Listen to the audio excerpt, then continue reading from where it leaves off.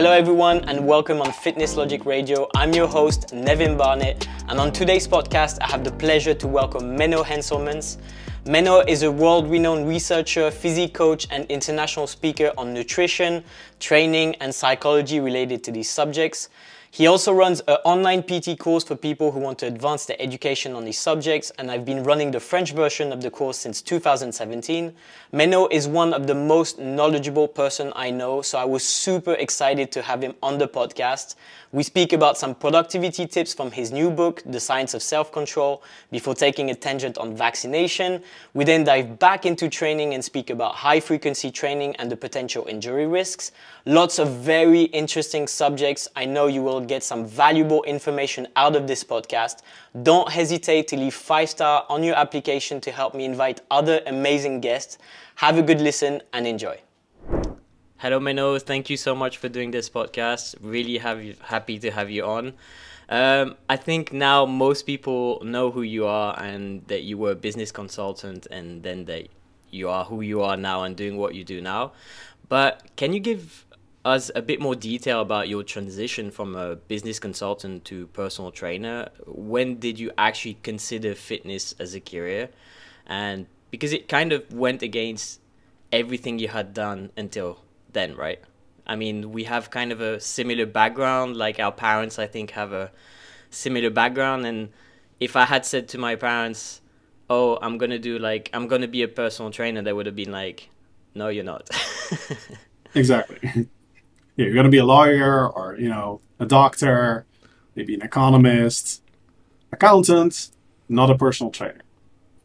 And that changed for me when I was a business consultant, and I didn't really have any aspirations to actually have a career in fitness. I just started writing. And that led to people asking me for coaching. And I thought, okay, I can do that. I know the theory. I've always trained myself, done every sport I could, been strength training for many years now, got my certification where I didn't learn a thing, but which only inspired me further to, write about fitness and have an evidence-based perspective. And that went well. And basically just at some point I had 2 full-time jobs. So it was a very, what's it called, slow start, lean approach to entrepreneurship. I think it's the lean approach, generally it's called, where you don't make any costs and you make sure that you already have an income stream. And then the reason I originally became a digital nomad and started traveling was actually, well, at this point, have a decent income stream. What we can do is we can travel to Belize, where they speak English and they have very favorable financial laws and a very low cost of living. So we can go there, and there I'm sure I can sustain us. And well, things went way, way better than expected. And over time, people even start asking me to how I get the result that I do, which led to the PT course, and over time led to you coming on board with the French version, which is now doing absolutely awesome, I hear. So that's how it all basically grew. It went very organically and just via passion. There was never a grand master plan to set things up as how they are now. So we had kind of a similar approach in the sense that you were kind of juggling with both, and you started coaching people and it started growing. At that one point you were like, why not just go full on with personal training instead of staying as a business consultant? And so you didn't really have to tell your parents or your family or your friends that, okay, I'm just like switching from one day to another. It kind of built up. Did you communicate about that, or did you kind of keep it in the background until it was kind of time to go full on? I kept it in the background. Yeah, it was, I don't think it was hard for them at first. The switch and the fact that I also started traveling a lot, so I wouldn't see them as much anymore. So I just thought, it's my life, it's my passion. I have this opportunity now. I'm gonna regret it if I don't. And most importantly, it is my life, and I want to live it the way I want, not how my parents want. And this has been a trend that's been going on in my life for years and years. Even at high school, we have these. You can have sort of the more beta and the more alpha approach, as in more history and anthropology and stuff, language, and the more physics and math. And even then, I was always in between. So I could do the math, and that's why people always said, you have to do math, you have to do physics, like the most advanced versions. And so I did, but over time I dropped the super advanced abstract physics because it had zero application for me. Well, I mean, there's an application somewhere, but they didn't tell us. And for example, in abstract math, you have to solve problems, as in proving that that a certain square is the size of another square. And you can do that purely based on logic, but you can also just measure it, or you can just see it, right? And those are things that don't interest me at all. I'm very practically oriented, so I like science. I like numbers when they can confer meaning, like practical, actionable information.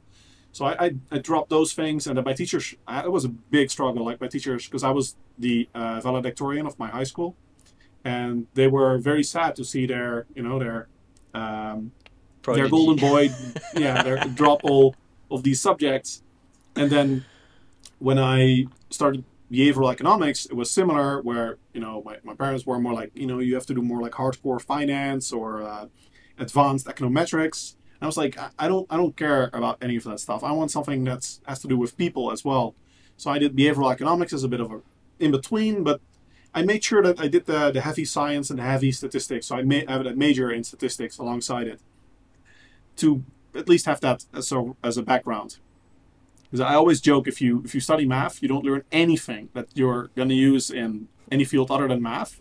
Basically, it just says you have a resume that says smart motherfucker. that's pretty much, if you went to like Harvard mathematics masters, when people read that, it basically is just a stamp on your resume that says smart motherfucker. Like, it's not anything you actually need or so. But I kind of lost interest in math when it was hard for me to visualize it. When you start doing series and stuff like that, and as you're saying, pure algebra, and you like, you can't visualize it anymore. It's too abstract. And I was like, no, I'm not interested in that anymore. When you get to four dimensions and stuff. Yeah, exactly. Are you familiar with Dharma? The kind of the combination of passion and what you're good at. I think it's from Buddhist philosophy. And like sort of next to karma? I'm not sure. It's called Dharma. That's what I'm sure of. And it's basically when you combine your passion and your skills to basically find your true, why you do what you do. Exactly. Your true purpose. Exactly.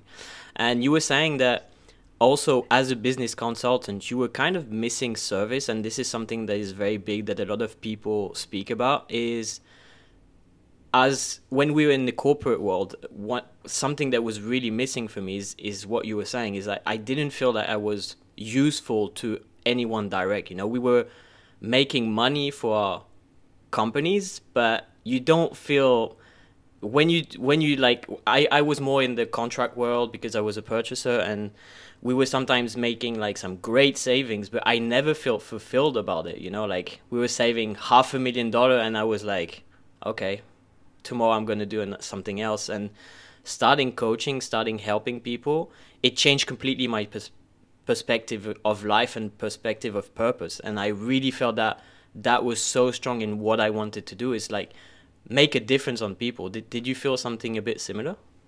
Definitely. And actually I did a lot of research on what makes people happy in life and makes them fulfilled, and helping people directly and having feedback from people directly are factors that have huge positive influences. For example, chefs, if they get feedback from their customers, and people that work like bishops and clergy also actually have really high job satisfaction and general happiness ratings, because we can debate about whether it's actually helping and everything, but they have feedback from people that is very positive. So I think it's a huge factor for sure. Okay. You were saying you were leaving it a bit in the background. Were you a bit, because I know in the corporate world, I was super scared about social media at the time. I didn't want to share anything about my fitness journey. Like most people, because you're in a shirt and I'm small anyway, so no one knew I was like, I was lifting or something like that. But were you also a bit scared of like sharing this aspect of your life and telling people like, yeah, I'm passionate about bodybuilding, and everyone looking at you being like, bodybuilding? What are you talking about? Yes, definitely. Actually, I had a friend in France that was a business consultant, and he said that he had to wear dress shirts and more, how do you say, clothing that does not reveal your physique, because if he did, he was like, the meathead. And he wasn't like bodybuilder big or anything. He was just like fit, and that was in France. So, and already you're not eating with your colleagues and everything, or you're bringing your Tupperwares, and everyone's been like, "Come on, stop being annoying, come and eat with us." Yeah, so I actually usually said that, which is true, I have gluten intolerance, but that wasn't real the reason that I brought my own food and everything, because it gets so tiring to explain it all the time. Yeah. I think it's good that you can actually do it, and in these social interactions, I often say you have to lead or basically detach. Because if you do it halfway, it's not good for either party. People will sort of see it as weakness and they'll try to convince you. But if you have a legitimate excuse, that can actually sometimes help, especially when you just really don't want to even talk about it to these people. Yeah. So but you just published. Sorry. Mm-hmm. Yeah. For like the general question, for me, I'm the type of person that maybe wouldn't even have social media and I still don't really have personal social media. So I really had to very consciously make the choice that I decided very early on, okay, my social media is now part of my business. And I have to get over the fact that I publish things that, maybe, like if I post a picture of me shirtless, that I would not do that if it wasn't my job. But yeah. I know that it's a good decision, marketing-wise, for my job. Like people have to see that you walk the walk, walk the talk. So it's a good business decision, and it's also actually how I convinced myself, where it's like you're using the system correctly, and that's what it shows. And yeah, some people don't see it that way, but that's on them. And in the meantime, you just have to focus on yourself, and it's a tool for your business now. So yeah. You can see that very early on from my end that it's not a personal social media.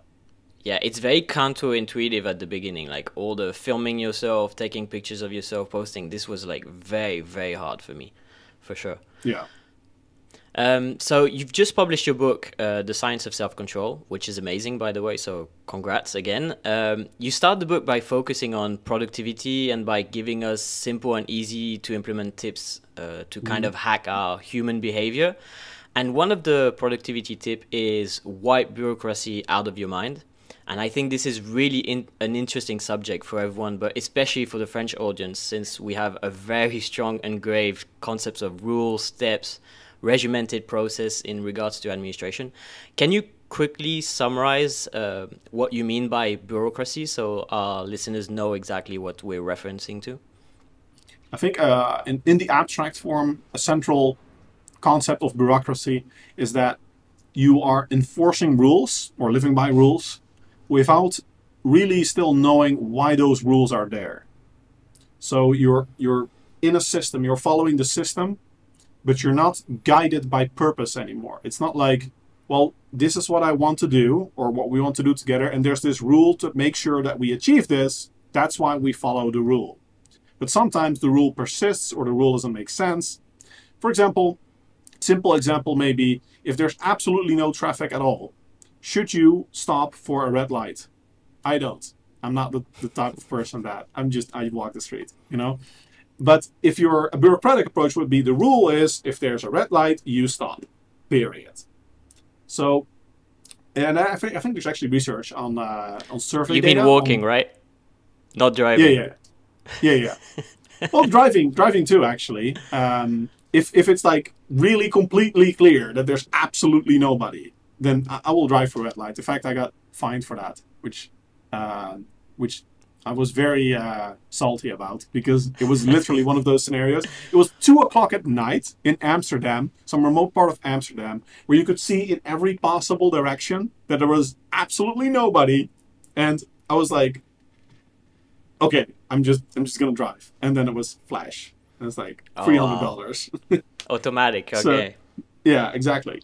So that's a bureaucratic system. Like the flash is there, And it doesn't care whether that rule still serves a purpose at that time. It's just there. And research shows that if you have a bureaucratic approach to life, or that you're in a bureaucratic system, that you lose motivation to do things because you don't know why you're doing them anymore. You're just following a system. You're just a clerk. And kind of autonomously, right? Exactly. You're just a cog in the wheel instead of an agent that makes his or her own path in life. And instead, if you always keep your purpose in mind and think of why you're doing things, then people are a lot more productive. Generally, it doesn't sap, doing things doesn't sap their willpower as much. They're more productive, they're happier. It's a much better way to live. Okay. And so how do you balance this approach with, accepting some of the irrational decision of government can be making? Like, how do you choose which battle you want to fight? Yeah, it's best not to fight too many political battles unless it's your job, I find, because there are not that many government decisions that are really well evidence-based. In fact, as something as simple as minimum wage, most people, like the thing is, most people don't get beyond step one. Step one, like minimum wage, for example, right? People think, what does minimum wage do? Well, it means that poor people get paid more, right? It means there's going to be more unemployment. There's lots of economic research on this. Like, this is basic economics. What happens if you force people to only hire people beyond a certain threshold of wage? Well, it means that they're not going to hire people anymore below that threshold. So they're not going to hire a lot of people anymore. Instead, they have to think, oh, I'm not going to hire this student because this student's going to be just as expensive as a real worker that's educated and everything. So what happens is the educated worker gets a job instead of the two students, for example. And it's not efficient because the student was willing to work for that wage and the employer would have been more happy paying less, right? So you have two parties that are unhappy, and the person that now got a job probably would have been paid similarly anyway. So it's not what economists sometimes call Pareto efficient or generally efficient. I mean, there are good things to be said about minimum wage and having laws against the extortion of people, etc. But I think it's hard to argue that if people do something consensually, it's extortion. In any case, with these things, with the media and the government, they don't even know these things, like very basic stuff. And I think actually it would be very good for society to have a rule that you have to have at least like bachelor level economics if you're going to be a politician, if you're going to work in government. If you don't know these basic things, like welfare economics is essentially a study of how governments should rule, like based on logic and evidence. But the politicians and most people, media, they don't have this information. You're just, you can't even have a good conversation about these things because you're just stuck at step one. Another kind of political question, because I know a lot of people have been asking me recently, is the whole situation with COVID and the vaccine. And I know some people like Mike or Jeff have spoken about the vaccine. I know a lot of people have asked me like, what does Menno think? What can I know and everything? And so what's your position on this situation, which is obviously a complex and political situation, but it's always interesting to have the opinion of people about it. Because you haven't spoken about it on social media, right? Yeah. I've voiced some concerns about the lockdowns in some posts. And I think there's very strong research. Like there are literally about 20 papers showing marginal effects of lockdowns on COVID mortality rates. Because you're just displacing the transmission, right? You don't get it at a party anymore, but you get it at a supermarket. So, plus the whole mortality rate is so much lower than anticipated, and there have been lots and lots of problems. In any case, with the vaccinations, I think I'm very pro-vaccination. I think the vaccines are safe. I'm not very thrilled about the idea of vaccine passports and mandating vaccination, because it's funny that most people that call themselves Democrats these days are willing to do many things that are actually not consensual or not agreed upon by the majority, which inherently, if you think about it, makes it non-democratic, right? If a majority of people do not like something, then it's not democratic to enforce it. And if the majority of people want to do something, then why do you need a law to make it happen? Right? Because people should be doing it anyway. So for most of these things, I think it's not unreasonable to ask people to just govern themselves like Sweden did. Now you should educate them, inform them, blah, blah. But most people have shown that they're very willing to take the vaccines. And I think it's working well. So I'd say I'm very pro-vaccination. I do think that there are some gaps. For example, what if you have natural immunity? There's no research, to my knowledge, showing that it's actually then still positive to take the vaccines. They're also pushing the vaccines for a lot of people. There's some research that, especially age 21 and below, the cost benefit of the vaccines may be negative, because even though they appear to be safe, there's always some potential long-term consequences. mRNA vaccines are generally safe and have been used for a long time, but there have been cases where it turned out that there are actually complications. And if you're really young, your chances of getting a serious case of COVID is very, very low. Like, mortality rate of COVID on average, I think, is 0.1% in the whole population. And I think about 90% of deaths are 70 plus. So the mortality rate in someone, I think there's a cutoff point, like based on the last data I've seen. I gave up on it because it was just too depressing, the whole thing. But so this is like a couple months ago based data at least. There's like a cutoff point at age 17 or something where the flu is actually, or even 21, where the flu is actually more lethal than COVID, just to put things into perspective. After that age, and especially 70 plus, COVID is a lot more lethal. Yeah. So, especially if you have other risk factors.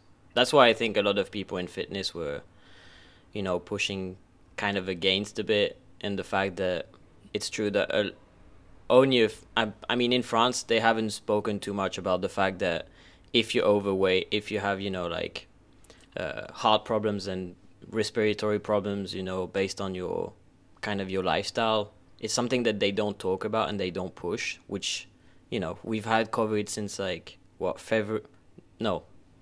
December 2019, and still governments are not enforcing the fact that we need to be healthy as a population, especially against this kind of pandemics.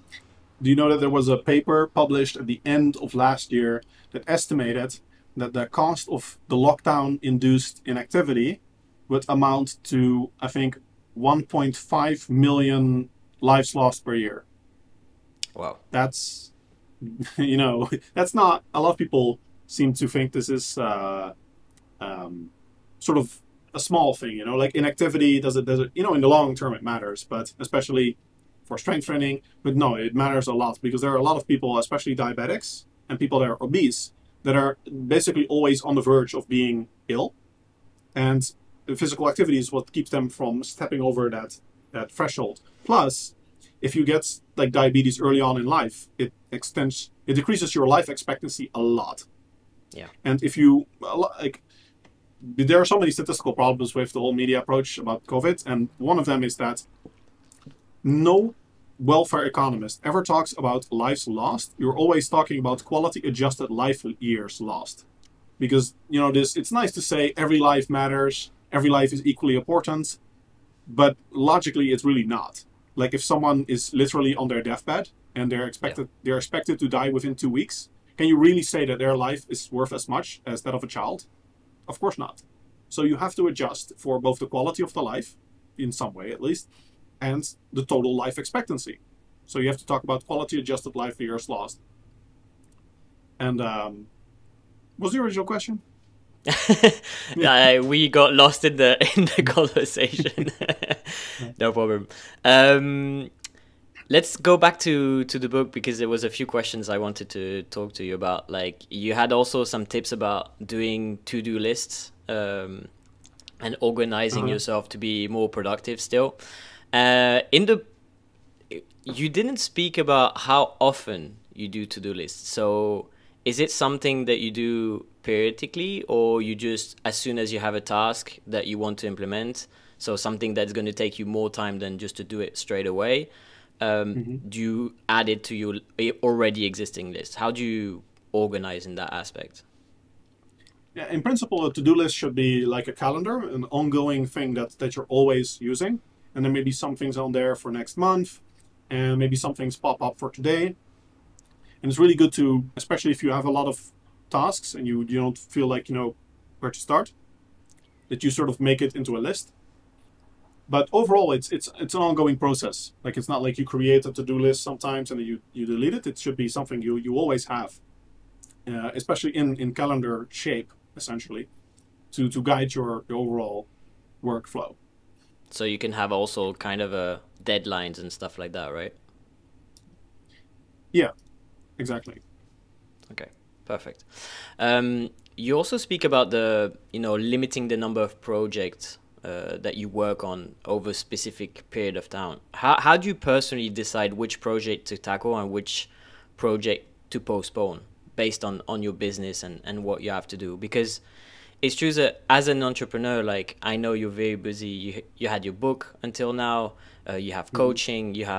So we work together on the PT courses. There's a lot of subjects, and sometimes you get a bit overwhelmed and you're like, okay, I have so many things to do. How do you kind of like postpone or choose to tackle straight away? Yeah, prioritizing is a very important skill when you get very busy and you have a lot of projects.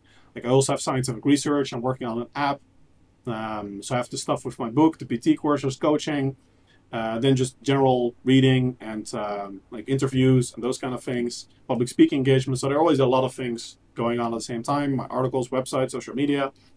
And I think one question that really helps a lot is to always ask yourself, what happens if I don't do this tomorrow or today? So first, separating what is truly acutely important and what can wait. And you also have to put deadlines to things. And you have to distinguish between the absolutely essential deadline and the deadline that's like optimal for your workflow. Because research finds, that's actually also something I discussed in the book, that generally you're best off setting your deadlines with about a third less time than you think. So if you think, oh, I'm going to need about 30 days for this, make it 20.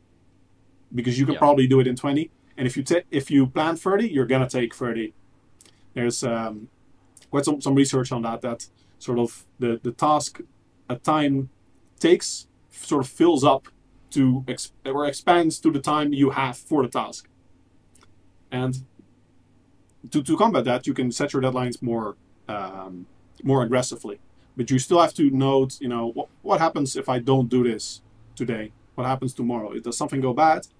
I think that's a really good initial guideline. And other than that, you have to ask from a business point of view, like that's something for me, because I do quite a lot of things basically pro bono for charity work. Most of the research I do, you have to decide, especially when you're really conflicted, you may have to ditch one project. In the end, you're still running a business, so you also have to ask, like, is this actually profitable? Is this going to improve my business, or is this something that I'm really doing just pro bono, just for charity work? And then if it's charity work, I think it's not unfair to do it only when you have the spare time and it's not causing you excessive stress, compared to give up something else, a profitable business venture, just to do even more charity work. Actually, you invest personal money into research. Do you have anything ongoing at the moment, stuff that you can speak about subjects you're working on? Mm-hmm. We have 2 studies that have been in the making, 3 actually, a long time because of the COVID lockdowns. That one study on fasted training. That's actually going to be a very extensive one. Basically going to ask the questions of whether fasted training is okay, and if intermittent fasting can really be ideal for muscle growth, because we have a lot of research on when people are in energy deficit, but very little research on people trying to bulk. But one of the cohorts got completely confounded by the lockdowns, so that was unfortunate, which is, by the way, another cost of lockdowns that many people don't take into account. Like, basically the entire scientific enterprise, or a big portion of it, has been completely destroyed. Many of the studies that were ongoing are just lost. And there's so much research and researchers that are incapable of doing any other research than COVID research. So, of course, a lot of research on COVID is needed, but there is a limit, probably. And we also have a study that's currently in peer review on diet breaks, which is probably similar to the Jackson Peel study from Australia that was released last year, and it's a better replication of the Matador study, the very popular one on diet breaks. Short version is we didn't find any benefits pretty much of diet breaks. It turned out to be pretty much a waste of time when you have people that do strength training and are familiar with tracking their macros. So when you do a very tightly controlled study and people that either diet, essentially this diet for 6 weeks and one go, or every 3 weeks you take a 1 week diet break, then those weeks of diet breaks are essentially wasted time. They also didn't improve any psychological features. Basically, don't be a pussy and diet hard. Yeah, that was... Well, I mean, the thing is, if you feel like you really need diet breaks, you should consider that any time you spent on a diet break, you could also spend dieting simply a bit more slowly, right? Like the Matador study was 2 weeks of diet, 2 weeks of breaking. So it literally as much breaking as dieting time. And then you have to wonder, what if I just cut the deficit in half? You know, is that not simply at least as sustainable and probably more sustainable, also allowing you to keep up the momentum and build sustainable routines and habits, etc. So that's a cool one. And then we have a paper that's also really cool. It's almost finished with Frederik Tonstad-Warwick, one of my researchers. Yes. We're going to do we've done a very thorough, systematic review on the effects of carbohydrate intake on strength training performance. And that's also going to be very good, I think. And if you're familiar with my stance on carbs and everything, it's going to be somewhat familiar work. I think there's a massive overemphasis on carbs based on endurance training research that does not apply to strength trainings. Yeah, I think that's going to be very interesting. I did speak a bit with Friedrich about it. What would you like to see evolve in studies and protocols? Like, I know most people who do studies are not doing it for our purpose of like meatheads. So sometimes it's always hard to extrapolate the data from it. And is there some type of testing or like implementing maybe a Bayesian model a bit more in studies? What would you like to see a bit more?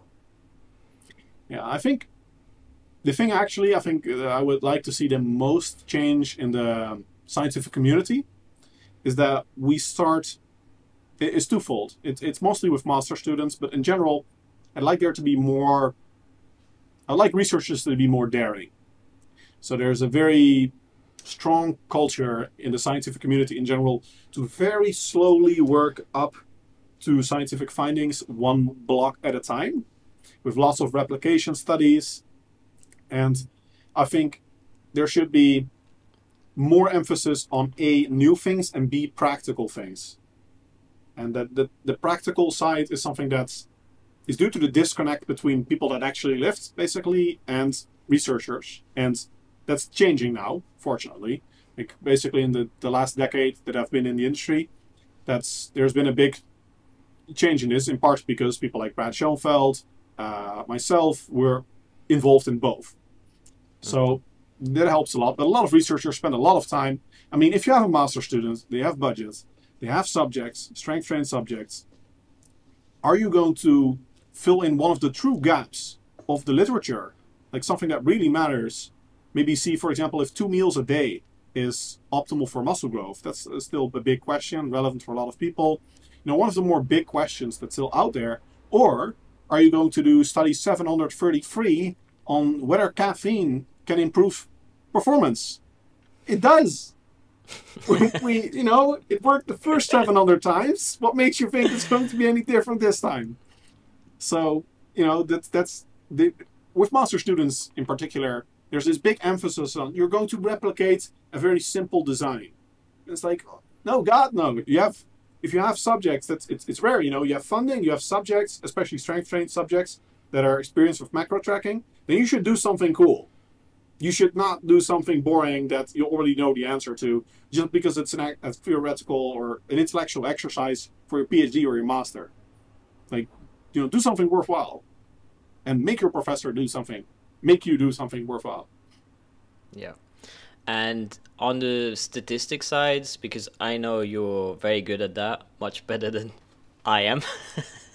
So I know some people are often, you know, criticizing the way, you know, how the data is like processed in studies that is sometimes, you know, either misleading or, you know, it's just coming from a bias from the researcher. How can we kind of work to suppress these issues that sometimes arise? Yeah, I think this is something that's relatively self-correcting.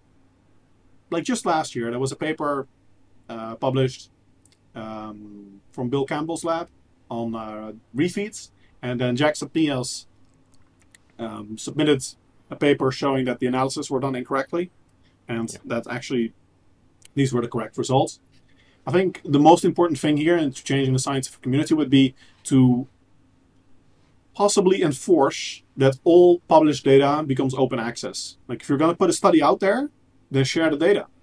Like, you know, maybe you make some mistakes, that's so be it, people make mistakes, but if you're honest about it and you're willing to change it and correct it if needed, that would improve so much, because everyone's free to do their own analysis, and if they prefer to do a different technique, then you can do it, you know, and there's merits to be said. You can calculate an effect size many different ways. There are merits to every approach. If you want to do a different approach, well, if people have the data, they can do it. People want to do Bayesian analysis instead of frequentist, they can do it. If you have the data out there, it prevents so many problems. You prevent frauds. People can do their own analyses. You can spot errors. If you have questions, like now, I very often email researchers because I have a question that's not reported in the paper, especially if you look at research that's not specifically about muscle growth, but they're studying something else. But I want to know, hey, this is cool.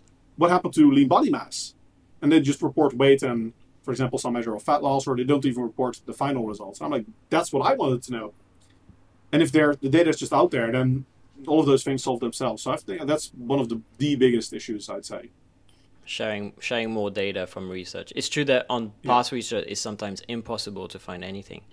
Coming back to lean body mass, actually, do you still think that DEXA is a good way of measuring lean body mass in a research protocol, for example?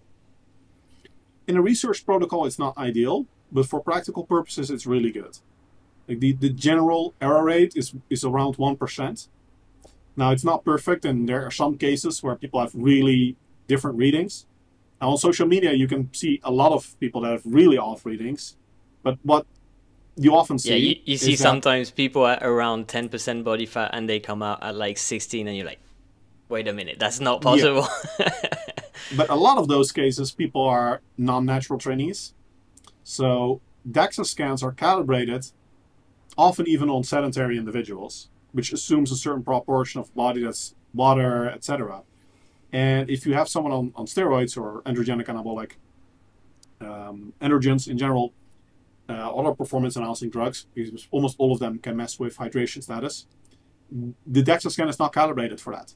And the fact that it doesn't work on that individual does not mean it's not good for, you know, most natural individuals.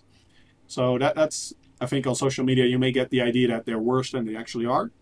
And yeah, there are some cases, I've had some cases where I just outright dismissed basically the DEXA scan, where I was just like, this is so far out there that I don't know what was wrong. There are a few reasons, you know, measurement error, the speed of the how do you call it? Basically, it makes sort of raise, and it does that at a certain speed to take the scan. The frequency. And yes, if you change that, then it can alter the results, and also the calibration sample for the test can affect things. And there's just computational errors, manual errors. So, you know, I think it's still seen as a gold standard for the replication aspect, right? It's like if you put the same person 2 or 3 times, it's going to be the same number that comes out, and that's why it's still used widely and still seen as like a precise in that sense. Yeah, you can measure reliability in a few ways, and one of those is called test-retest reliability, and that's exactly what you say. If you do a test and you do another test, you get the same result. Because if you can't even satisfy that criterion, it's like, what is it actually measuring, you know? Exactly. So that is a big one, and DEXA scores pretty good in that regard.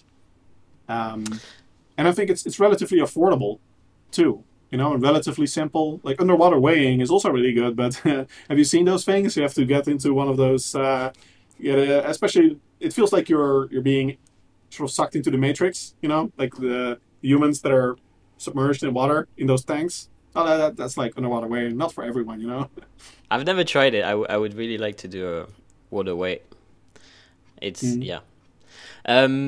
Let's get a bit more on the side of training.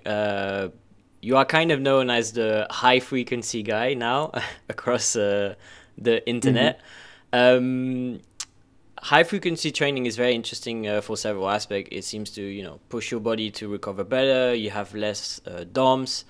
Tell me if I'm mistaken, but most research we currently have shows that an advanced lifter could theoretically train a muscle group every 24 hours. But this is mainly based on myo-MPS and performance output, right? Yeah, not even myo-MPS, mostly just mixed muscle protein synthesis.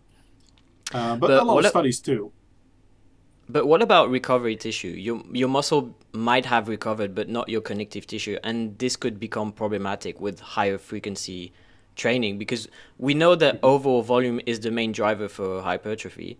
Wouldn't it be more a more conservative approach to reduce frequency even if you progress slower, but on the long term? Yes. The thing with injuries is that we don't really have good data on what like RCTs, like experimental trials on like high versus low frequency, see who gets injured the most. You know, it's one, slightly unethical, and two, many people just don't get injured. You know, if you do it in 8 weeks, maybe nobody gets injured, you've wasted a study. But based on the data we have on injuries, mostly survey data, cross-sectional data, you can see that frequency actually does not predict. Training frequency, as in how often per week do you train a muscle group, does not predict injury risk. What does predict injury risk is volume. So if you go from upper lower, and you make that 4 times full body, and that results in you simply doubling your training volume because you're now training the whole body every time instead of half the body with the same volume you do otherwise, then you're definitely going to increase your injury risk. Probably also increase your gains, which, you know, proportion to results to injury risk may be acceptable. But it's the volume that drives the injury risk.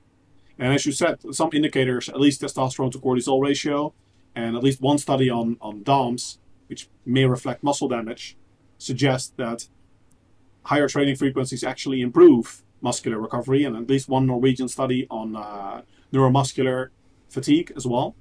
So there are some indications that if anything, recovery improves, and we know that active recovery actually works. So if you're generally just being active, but not training something so hard that it's possibly injurious, that generally also improves, especially because it improves blood flow, improves the connective tissue rate of recovery. For example, a lot of people have experienced that when they have a severe injury and they take a full week off, it's like nothing happens. Like they're also not really improved. So being somewhat active can actually help a lot. Now the thing with what really practically makes high frequency training dangerous, I think, is that every single day you have an opportunity to mess up. If you have injured your elbow and you've done push day that week, and it's only pushing exercises that aggravate the elbow, then you're good for at least a week. Maybe if you, on the first set of your bench presses on Monday, you realized, does not feel right, you skip the rest of that day. That means that you've had a whole week with just one set for the elbow and no more opportunities to mess up. But if you do a full body approach, and Monday you realize that, okay, maybe you skip Monday, but then Tuesday, most of us meatheads, we go in and during push-ups, we think, I can try it. And then, not quite. And on Tuesday, we think, military press, different exercise. I can try it. Not quite. And then 2 weeks later, every day, we've had that, and we're just continuously aggravating. And we think, this high frequency stuff, it doesn't work. But it's not the high frequency. It's the fact that you're aggravating it all the time. I think another problematic aspect is when you look at successful trainees, like the fact that we push ourselves at the gym is why we are kind of successful. And with this injury approach, the fact that you have to really step back and basically do active, rehab, that means that working at, 50-60% of your weights, and sometimes you just like want to push it, and that's why it's I feel that it's very hard for a lot of people not to, as you say, re-injure themselves and even worsen the situation over time because they have this high frequency, and every time they're like, oh, I'm just gonna go easy, and then you get into that mindset of like, oh, I'm in the gym, like I just want to push some weight, and it's very complicated, I feel. And I've kind of taken a bit of a step back on the frequency because I've realized that with people I was working with, sometimes this is the problem that I was facing, you know. People, I was telling them like, no, but if you have a nagging pain, if you're feeling something, we really need to take a step back and you really need to take some time off. And they were like, yeah, okay, like, don't worry, like, that's what I'm going to do. And I realized that, as you say, they were kind of hurting themselves just a tiny bit, but just enough for them not to recover. And then you basically have chronic pain that installs, and they always have pain, and that kinds of become the new normal. And then it's really complicated to get away of this situation because it takes much more time then, right? Yes, I think in general, the more you push volume, the more aggressive you should also be with prehab.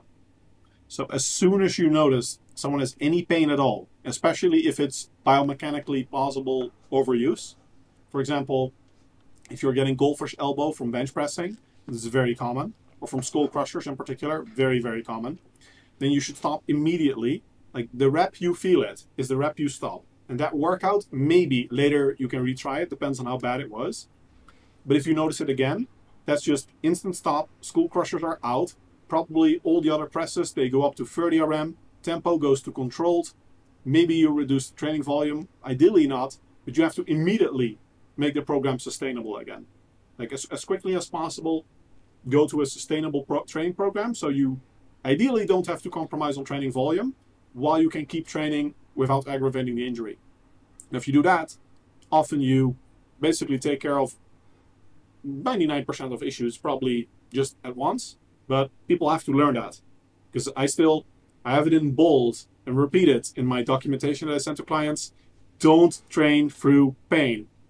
And very often I still get an email. I say, and when I asked before, it's like, no. And you really have to be specific. Like you have to ask, I'm not asking if you can train through it. I'm asking if there exists a level of discomfort of some. And they're like, yeah. And then it turns out, actually, the last 3 weeks they've been training through pain. And now it's really bad. Like now they feel it in their car when lifting a glass to drink water. So yeah, then now it's a serious problem and you need to be even more aggressive with how you tackle it. As you just said, I know you prefer to basically keep the same volume but use different modalities or like swapping exercise and etc. When do you kind of consider basically reducing either frequency to leave more time between, you know, the occurrence or just like reducing volume? Because, you know, we can always swap exercise, but there's one point where is it really the exercise which is the problem, or is it the volume and the recovery status of the person? How do you kind of judge that? Yeah, it's always an interaction, basically, because almost any exercise, like skull crushers for me, wreck my elbows. But I could do like skull crushers at 30% of 1 RM, 10 reps to failure. I could probably do that maybe even every day, you know? So it's always a certain threshold of volume that you tolerate. But for skull crushers, basically one hard set, good chance next day I have elbow pain, maybe even that workout. So, you know, it's really bad. But if I do supinated grip pushdowns or skull overs, I can do that with a lot higher volume. So you have to, exercise selection is really, really important, I think. More important even than training volume, I would say, in general. At least, especially if you are more like bodybuilder, like you have flexibility. Like if you're a powerlifter, and powerlifters get injured way, way more, like several times, sometimes up to 10 times more than bodybuilders, because they have those free power lifts. And it's like, what are you going to do? Are you not going to do the bench press? Like, well, sometimes you have to, but that should really be the absolute last resort, right? They start pressing with like about 40 centimeters of wood, yeah, you know, just to reduce the... Exactly. So you have limited options in that regard. But if you can change exercises, I think that that's really, really important. And I have some programs, especially in more advanced trainees, they're not benching, squatting, at least not back squatting. Maybe they're front squatting or split squatting, and not doing like conventional deadlifts. And you have to sort of get out of that mindset that you have to do certain exercises, because over the long run, it really pays off to rotate more through different exercises. Okay. Do you think that too much optimization and relying only on measurable outcomes within our training detaches us from actual feelings? I know you don't like the mind to muscle connection, but there's still kind of, we still go to the gym to kind of feel and our muscle working, or are we just biased and we shouldn't listen to ourselves anyways? I mean, feelings certainly have worth.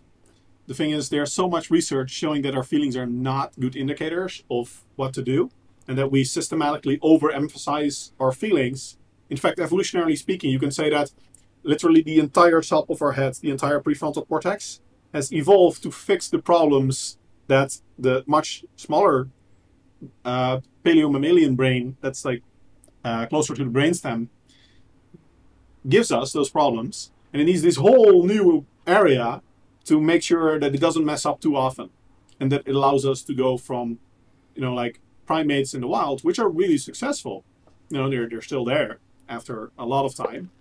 They, so evolutionarily speaking, they are successful. But as humans, we are ridiculously successful in evolutionary terms. In fact, we're so successful that we're probably going to be our own downfall at some point, because we just overpopulation is eventually probably the biggest threat to our extinction. So that's because of rationality that we are so successful. So I say yes, of course. And there's actually research that feelings can have use. But overall, it's 90% of the time we need more reason, not more feelings. But I'll share one interesting study where it showed that where feelings actually make better decisions even than reason. One study looked at if you're buying a painting, and then you can either instruct people to just look at the paintings, see which one just makes you feel best, that's the one you get. Or you have people think, which painting are you going to get? Like, look at the aspects, the different aspects, compare them, contrast, make a reasonable decision. And this is something that there are so many unknowns, and our feelings are pretty good. Like, there is something we can amass so much more information, process so much more information than we actually can consciously, and then we can make a choice that we have no idea why we made that choice, but there is something going on there that actually works and pretty well. But this is a scenario where we basically cannot make a reasonable choice. And in fact, what you're measuring, you're measuring subjective enjoyment with the painting, and that's better when you make the choice subjectively. But if you were if you're working in an art gallery and you have to buy paintings to sell them, well, I think you're gonna want to do some analyses and some market analysis of what kind of paintings are in demand and what sells well, for what prices, to make that choice. That's very interesting. Last year you were living with Mike Israetel, right? During the lockdown, I think. Did training and living with him kind of influence you in any way, regards to your training, regards to your diet, or any other subject? Like, it's true that every time I am with, because Mike is not, he's pretty open about his PED uses and stuff like that, and I know that so here I had some friends who were like, pro bodybuilders, so obviously they're all like juicing, and it does influence you because it kind of normalize it, you kind of the outsider, like not taking PEDs. Did it have an impact on you or something like that, or on your training, your diet, anything? Well, you have to watch out for body dysmorphia. That's the one thing for sure. I'm not sure if you want to go into that topic or more like the training nutrition side. I think in terms of like scientifically, we had a lot of really good discussions. Again, a lot more respect even that I already had for Mike. I think we're really good friends now, I would say. I like him a lot. So much that we actually mostly talk about other things like politics and philosophy. We share many, many more things there than we do about nutrition or exercise science.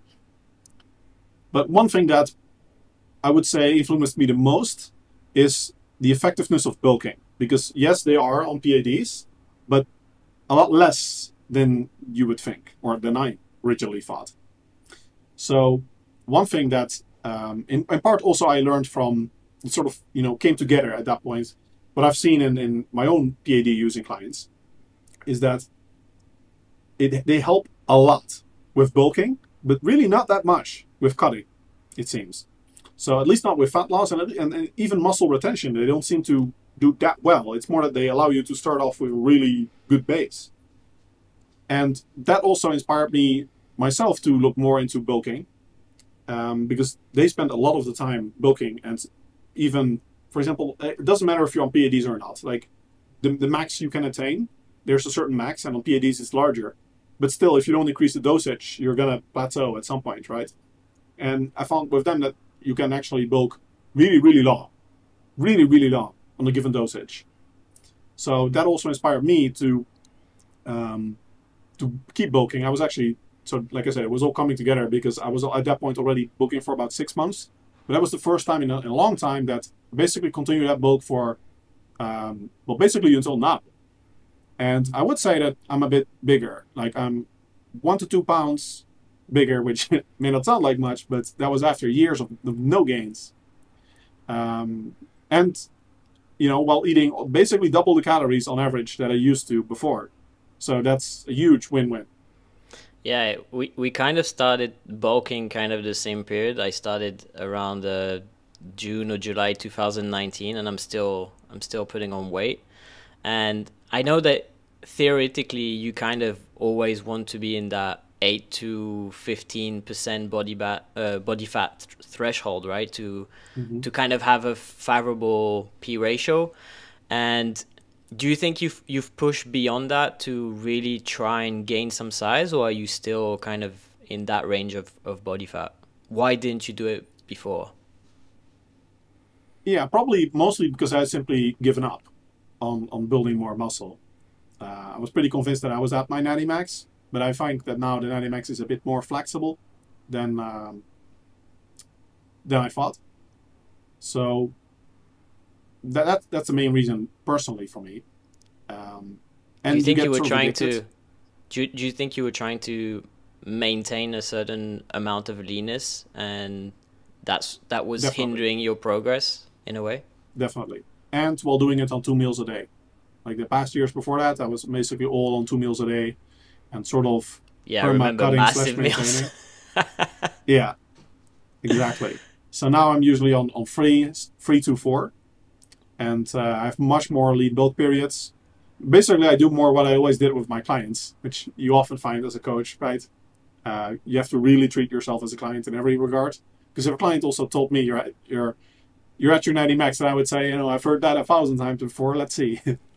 And it can be true, but very often it's not. Yeah.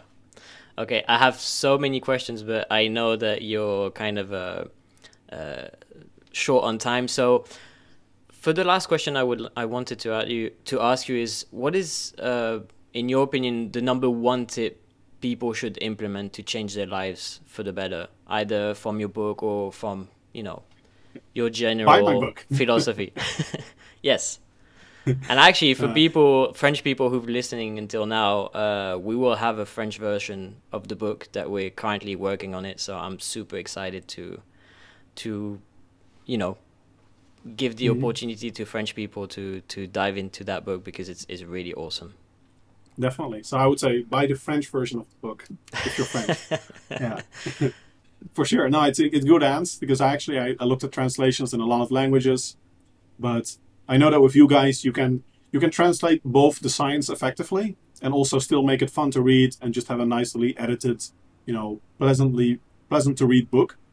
And that I think has been my main problem with translating to other languages, because there are a lot of requests, but even the audiobook version, which is now almost finished, was very difficult because you have a certain writing style. And you can't just read out the whole book, right? You have to edit it and make it still nice. Otherwise, it's not just a matter of the reading experience, but research actually also shows very strongly that the ease of which information is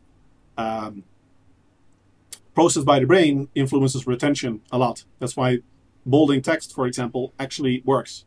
Like if you bold text, people believe it more. And which is why those ads, why they do it, you know, like 50% discount, 50% bolded, then it actually appears like a larger number in your brain because it's easier to process, and people are actually more likely to buy it. So in this case, yeah, you know what you should buy. Great. I think we'll do another episodes because I have so many more questions. Sure. Thank you so much for taking the time to do this podcast. And if you have any last words to say, like the floor is yours. Farewell, my friends.